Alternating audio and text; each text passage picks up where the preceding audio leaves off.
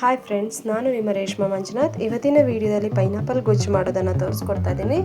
ಅದಕ್ಕಿಂತ ಮೊದಲು ನನ್ನ ಚಾನಲ್ನ ಸಬ್ಸ್ಕ್ರೈಬ್ ಮಾಡದೇ ಇದ್ದರೆ ಪಕ್ಕದಲ್ಲಿರುವ ಬೆಲ್ ಐಕನ್ ಹಾಕಿ ಸಬ್ಸ್ಕ್ರೈಬ್ ಮಾಡಿ.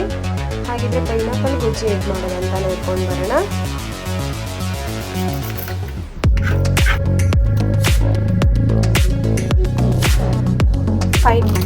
ಪೈನಾಪಲ್ನ ಸ್ಮಾಲ್ ಆಗಿ ಕಟ್ ಮಾಡಿ ತಗೊಂಡಿದ್ದೀನಿ.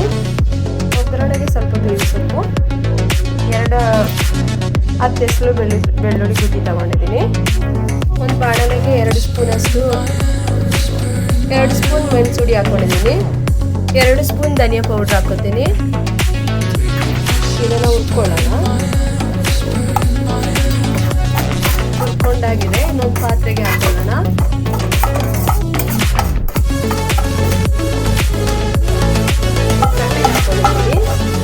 ಈಗ ಅದೇ ಬಾಣಲೆಗೆ ಎಣ್ಣೆ ಹಾಕೊಳ್ಳೋಣ.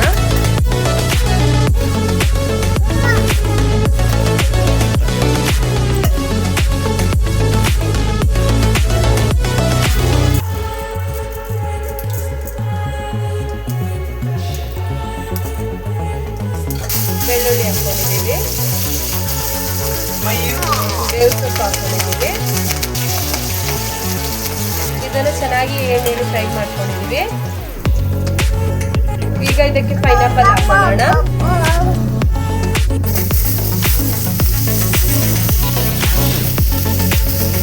ಇದಕ್ಕೆ ಇವಾಗ ಮಸಾಲ ಹಾಕೊಳ್ಳೋಣ.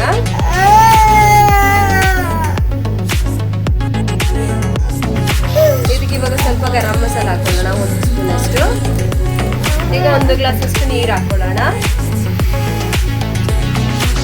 ಈಗ ಇದಕ್ಕೆ 1 ಇಂಚ್ ಬೆಲ್ಲ ಹಾಕೊಳ್ಳೋಣ.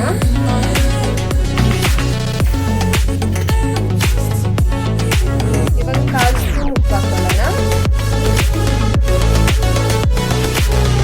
ಈಗ ಇದನ್ನು 1/4 ಗಂಟೆ ಚೆನ್ನಾಗಿ ಬೇಯಿಸ್ಕೊಳ್ಳೋಣ.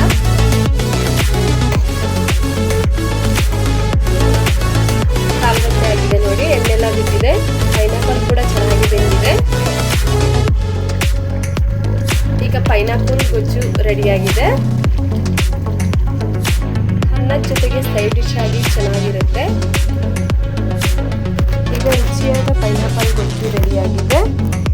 ಈ ರೆಸಿಪಿನ ನೀವು ಒಮ್ಮೆ ಟ್ರೈ ಮಾಡಿ. ಹಾಗೆ ಈ ರೆಸಿಪಿ ಇಷ್ಟ ಆದರೆ ನನ್ನ ಚಾನಲ್ನ ಲೈಕ್ ಮಾಡಿ, ಶೇರ್ ಮಾಡಿ, ಸಬ್ಸ್ಕ್ರೈಬ್ ಮಾಡಿ.